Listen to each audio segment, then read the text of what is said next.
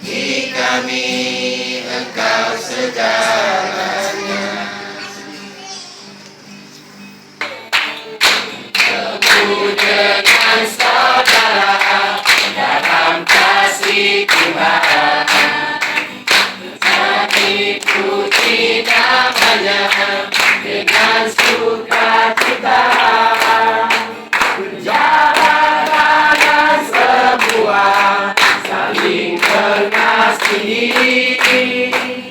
Tuhan Yesus ada di sini.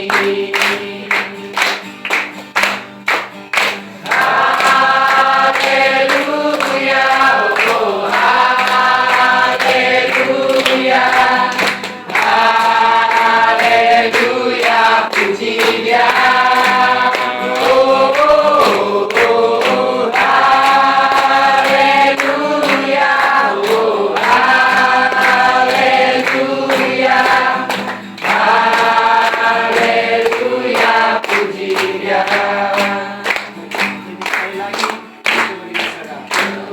Dengan saudara dalam kasih Tuhan, nyanyi puji namanya dengan sukacita.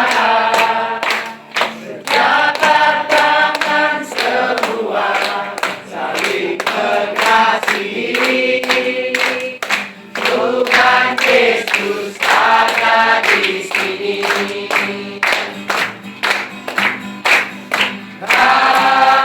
Haleluya, oh haleluya, haleluya, puji Dia. Oh haleluya, oh haleluya, haleluya, puji Dia. Betapa baiknya Engkau Tuhan, kasih-Mu tiada berkesudahan. Betapa mulia kasih-Mu Yesus, jiwaku diselamatkan. Hosana aku memuji Tuhan, hosana aku tinggikan Tuhan. Hosana, Hosana, Hosana. Kasih pasti lemah lembut, kasih pasti merahmati, kasih, kasih-Mu yang bukan, kasih-Mu dan segala balasnya. Ajarilah kami ini saling mengasihi. Ajarilah kami ini saling mengampuni. Ajarilah kami ini kasih-Mu ya Tuhan, kasih-Mu kudus tiada batasnya. Sekali lagi, kasih pasti. Bapa kami dalam surga, Bapa kami Tuhan, mengucap syukur dan terima kasih Tuhan karena kasih-Mu bertegus dalam kehidupan kami, sehingga kami ada di tempat ini untuk memuji dan memuliakan Engkau di tempat kita. Bapa dalam surga, kita kepada Engkau, kemuliaan masa tempat Bapa dalam tangan-Mu. Biar Tuhan akan terus menyertai dalam setiap kehidupan kami. Dan kami serahkan ke Tuhan, sebagai persembahan yang sudah Kau berikan. Firman Tuhan berkati bagi setiap anak-anak-Mu yang sudah memberi, bahkan tidak sedang beri Tuhan. Firman akan Tuhan berkati setiap pribadi kami. Lihat dalam 1 Korintus 9 ayat ke-24 hingga yang ke-27. Kita sama-sama melihat ya. 1 Korintus pasal 9 mengingatkan kita setiap orang-orang percaya bahwa dia katakan di sini bagaimanapun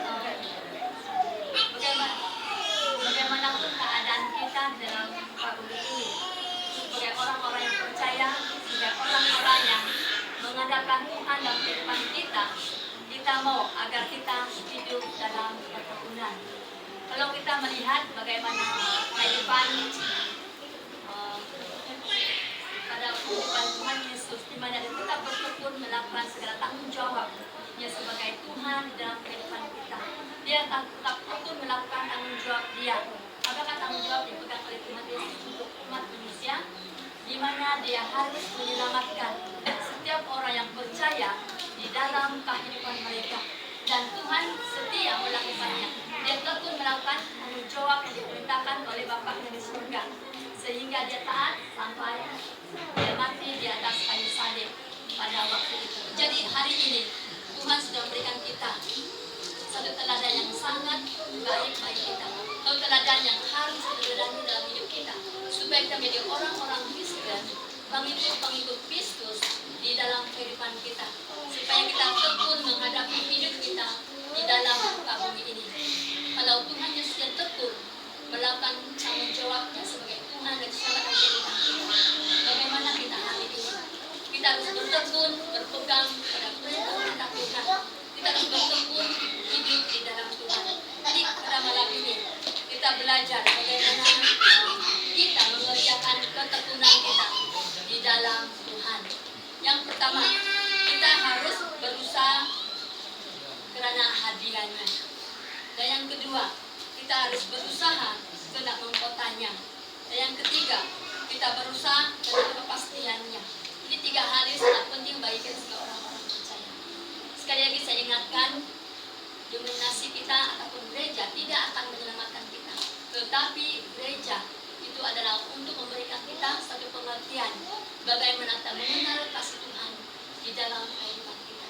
Jadi yang mau pikirkan bahwa saya ini dari sana dari sini, tapi kita percaya, setiap orang yang percaya kepada Tuhan, dia tidak memandang dari mana kita, tapi kita hanya bersatu hati bagaimana kita hidup bertekun di dalam Tuhan, bagaimana kehidupan kita untuk terus hidup di dalam Tuhan, dalam kehidupan kita, supaya setiap ketekunan kita untuk Tuhan tidak akan sia-sia.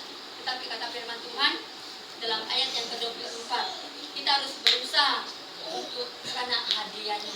Setiap orang yang sudah berlari, mereka mesti mendapat nomor 1 karena dia mendapat hadiah. Tetapi itu adalah secara jasmani. Tetapi kita sebagai orang-orang Kristen, kita semua orang yang percaya, yang hidup di dalam Tuhan, melakukan segala kehendak Tuhan, mereka layak menerima hadiah daripada Tuhan di dalam kehidupan kita. Tuhan tidak memandang kita, siapakah kita dan dari manakah kita. Tuhan tidak melihat semua itu, tetapi Tuhan melihat hati kita, dan Tuhan melihat setakat mana iman kita kepada Tuhan dalam kehidupan kita. Kita akan melalui cabaran, ujian dalam kehidupan kita.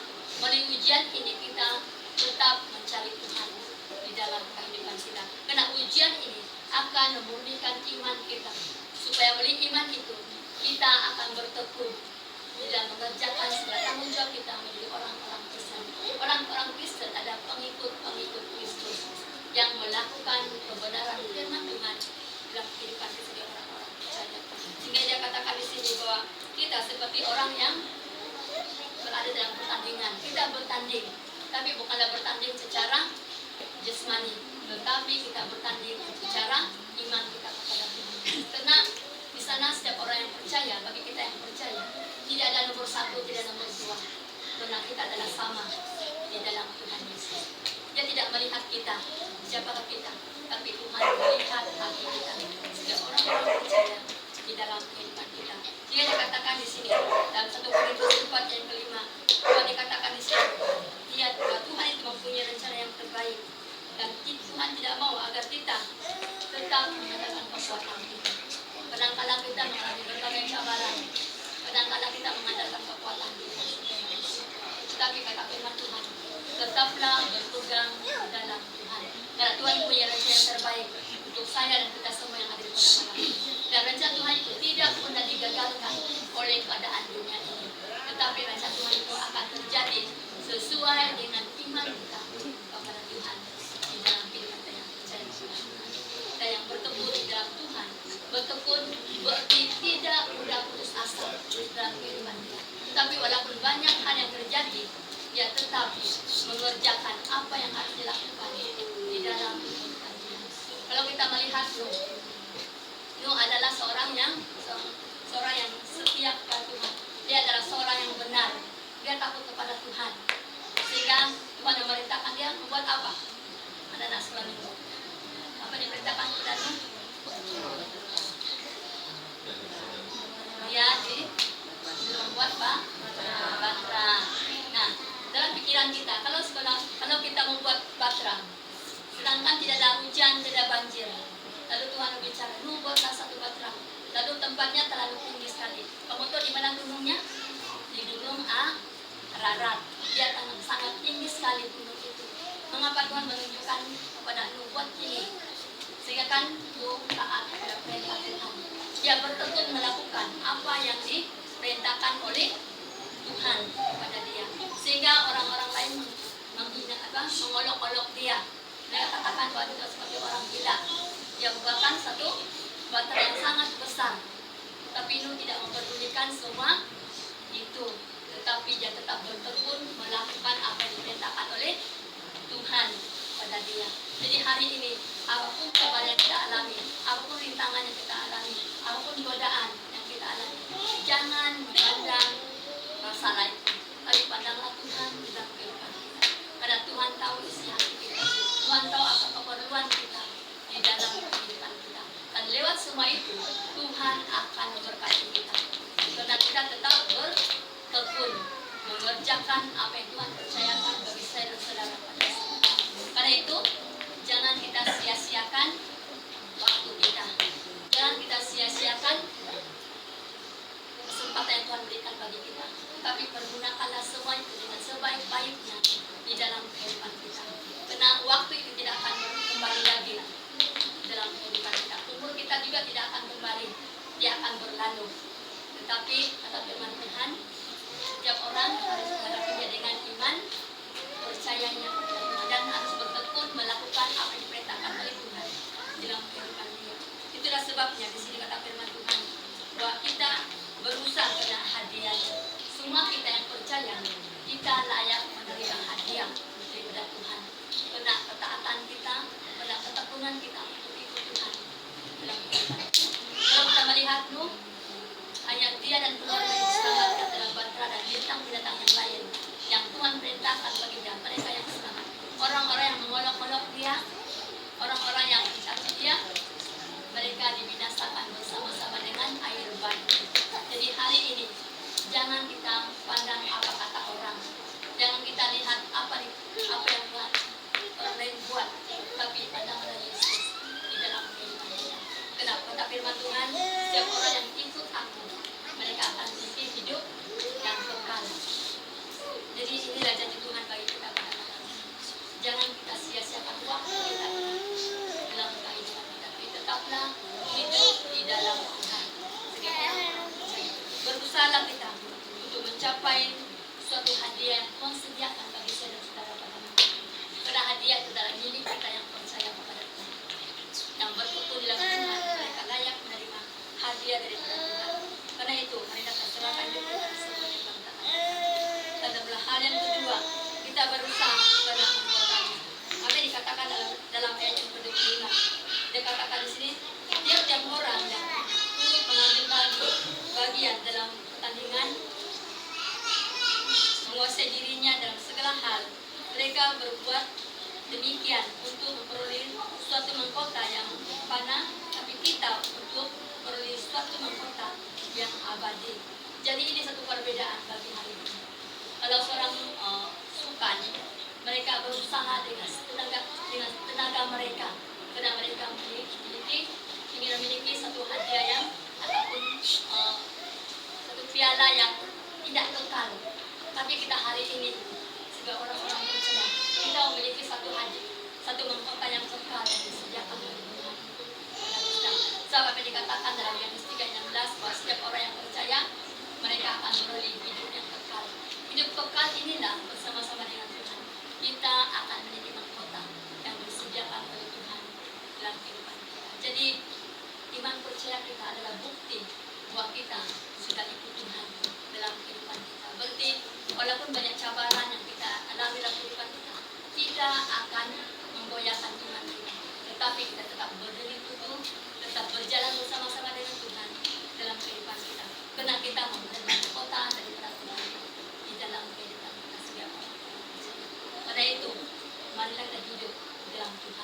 dan lakukanlah apa yang Tuhan perintahkan bagi kita, supaya kita tetap berkenan kepada Tuhan dalam kehidupan kita.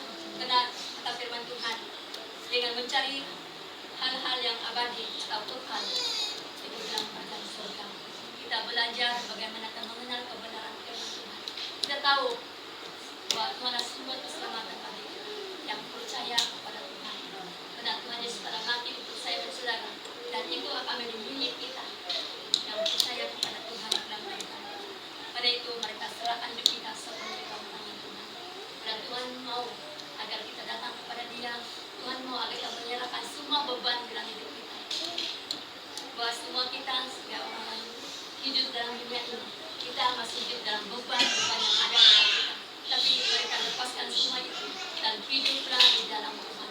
Semua beban itu akan diangkat oleh Tuhan, dan kita akan diberikan damai sejahtera yang daripada Tuhan di dalam kehidupan kita orang-orang percaya.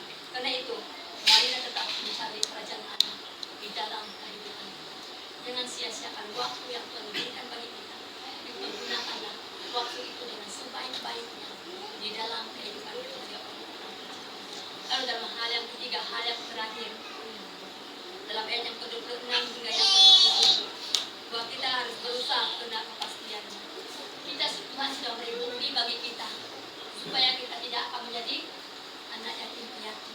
Tapi Tuhan sudah memberikan kepastian bagi kita, di mana Dia telah memberikan janji bagi kita bahwa setiap orang yang percaya mereka akan beroleh hidup yang kekal. Ini janji Tuhan bagi kita pada saat ini. Jadi mengapa kita harus putus asa, harus hidup dalam dunia ini untuk mencari kebenaran? Sedangkan Tuhan Yesus sudah menawarkan bagi kita hal yang istimewa dalam kehidupan kita, bahwa setiap orang yang percaya mereka akan beroleh hidup yang kekal di dalam kehidupan kita. Jadi inilah janji Tuhan yang sebagai pegangan bagi kita. Di saat kita mengalami cabaran, cobaan, berdoalah kepada Tuhan, minta kekuatan, dan biar tetap mengandalkan kebenaran firman Tuhan. Firman Tuhan ini akan menguatkan kita. Firman Tuhan yang akan menghibur kita, dan Roh Kudus akan bekerja dalam kehidupan kita yang percaya kepada Tuhan, dan Dia akan memberikan kekuatan, penghiburan dalam kehidupan kita orang-orang percaya. Karena kita hidup di dalam Tuhan. Jadi saat ini mereka serahkan hidup kita sepenuhnya dalam tangan Tuhan. Apa yang dikatakan di sini, bahwa setiap orang yang percaya mereka tidak akan ditolak, tetapi mereka akan memiliki hidup yang kekal. Apa yang dikatakan dalam ayat yang ke-27, tapi aku melatih tubuhku dan menguasainya seluruhnya, supaya sudah memberitakan Injil kepada orang lain, jangan aku sendiri ditolak. Ini satu peringatan bagi kita firman Tuhan kepada Tuhan. Bahwa setiap orang yang percaya kepada Tuhan, berpegang pada firman Tuhan dan melakukan perintah-perintah Tuhan, mereka tidak akan ditolak oleh Tuhan. Tetapi Tuhan akan sedia untuk menerima kita sebagai anak-anak Tuhan dalam kehidupan kita. Jadi ingatlah pada saat ini, sebab apa yang dikatakan dalam 1 Korintus 10 ayat ke-13, situ satu pengharapan bagi kita, satu kepastian bagi kita, bahwa kita harus bertahan dalam segala kesukaran di dalam kehidupan kita sebagai orang yang percaya. Kita lihat bersama-sama sebagai ayat terakhir bagi kita pada malam ini. Kita lihat dalam 1 Korintus 10 ayat ke-13. Mengingatkan kita supaya kita tidak sendirian. Karena Tuhan akan menolong kita. Tuhan akan menguatkan kita dalam menghadapi berbagai cabaran kehidupan. Kuncinya kita harus bertekun hidup di dalam Tuhan. Kita bertekun dalam firman Tuhan. Kita bertekun dalam perintah-perintah Tuhan. Dan oleh hal ini kita akan dikuatkan. Dan kalau kita sedang dalam keadaan lemah, ingatlah firman Tuhan ini, bahwa pencobaan-pencobaan yang kamu alami tidak akan melebihi kekuatan kita, tetapi Tuhan akan memberikan jalan keluar dari semua masalah, cabaran dalam kehidupan kita. Kuncinya jangan kita berputus asa, tetapi kata firman Tuhan bahwa Dia akan memberikan kekuatan dalam kehidupan kita. Jadi hari ini Tuhanlah kekuatan kita, Tuhanlah pengharapan kita. Karena pengharapan diberikan oleh Tuhan tidak akan mengecewakan kita, tapi pengharapan diberikan oleh Tuhan akan memberikan kita kekuatan, memberikan kita harapan untuk hidup di dalam Tuhan. Pada saat ini mari kita serahkan hidup kita sepenuhnya ke dalam tangan Tuhan. Karena Tuhan adalah sumber kekuatan bagi kita. Mari kita melakukan segala perintah Tuhan dengan tekun, supaya kita tidak akan digoyahkan oleh keadaan zaman ini, tetapi pada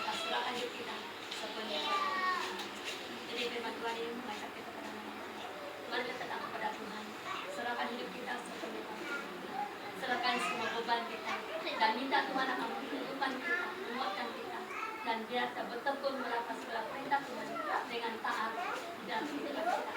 Pada Tuhan ada semua kekuatan bagi kita yang percaya kepada Tuhan dan beribadah. Jadi mari kita sama-sama berdoa dan seiring kita juga Dengan transfer tadi biarlah menjadi pedoman dan menjadi kekuatan untuk kita orang yang percaya. Kita merasa tak ada jalan terbuka, tak ada lagi waktu, terlambat sudah.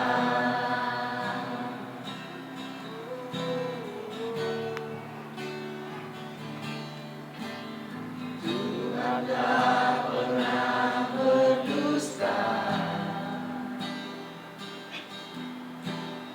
Dia selalu pegang janjinya. Bagi orang percaya, mujizat nyata.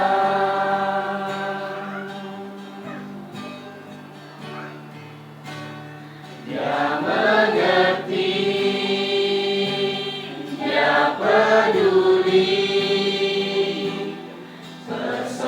persoalan yang sedang terjadi.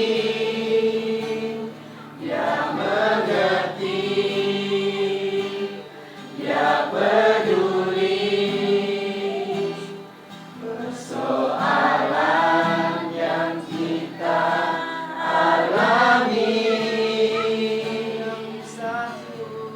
Namun satu yang meminta agar kita percaya sampai mujizat menjadi nyata.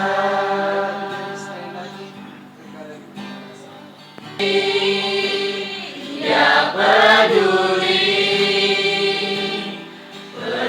persoalan yang sedang terjadi. Dia mengerti, Dia peduli persoalan yang kita alami.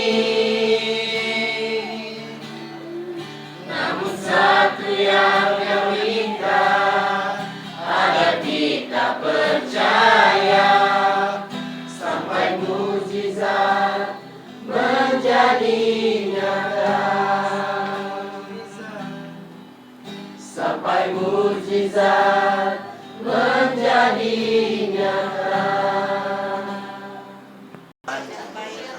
Bagi kedua serta kehidupan bagi Bapak Ibu guru kami menyerahkan juga Tuhan kami dan di rumah ini kami menyerahkan juga bagi ibu ini kami sentiasa untuk berdoa bagi dia supaya setiap kehidupannya akan dikuatkan dan terus untuk memuji segala impian pemikiran apapun Tuhan mungkin percaya Tuhan ada di tengah-tengah dan sentiasa berdoa dan memuji. Bagi ibu-ibu ini kami serahkan ke Tuhan Kristus dari segi kesehatan kehidupan pelayanan berkati segi apa juga kayaknya yang belakang anak